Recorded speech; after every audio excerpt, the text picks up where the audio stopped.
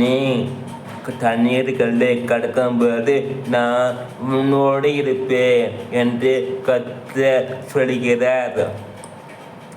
எகிப்து அடிமைத்தனத்திலிருந்து கிட்டத்தட்ட 30 லட்சம் இஸ்ரவேல் ஜனங்களை மோசேயின் தலைமையில் கர்த்தர் விடுதலையாக்கி பாலம் தேனம் ஓடுகிற கானான் தேசத்தை நோக்கி நடத்தி கொண்டு வருகிற வழியில் முதலாக செங்கடலின் கரையில் அவர்கள் பலரும் இறங்கினார்கள்.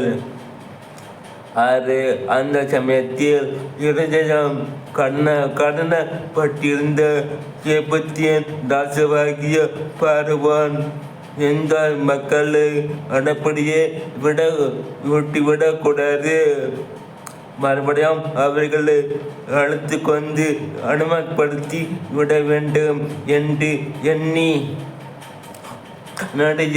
அனுமத்தையும் அழைத்து கொண்டு வந்த ஜனங்களை பின் தொடர்ந்து வந்தார்கள். யோசேப்பு ஜனங்களுக்கு மொத்தம் பண்ண தெரியாது, ஏனென்றால் அவர்கள் எகிப்தில் 430 ஆண்டுகள் அடிமையாகவே இருந்து வேறும் வேலை மட்டும் செய்து கொண்டிருந்தார்கள். அந்த ஜனங்கள் பார்வோனின் படைகள் பின் தொடர்ந்து வருவதை புறத்தில் பார்த்தவுடன் தங்களை அழுத்திவிட வருவதாக எண்ணி பயந்து போய், எந்த மாநிலத்தில் நாங்கள் கருத்து மடிக்கிறதுக்காக எங்களை பிழைப்பிலிருந்து விடுதலைக்கு கொண்டு வந்தீர் என்று மோசேயிடம் முறையிட்டார்கள்.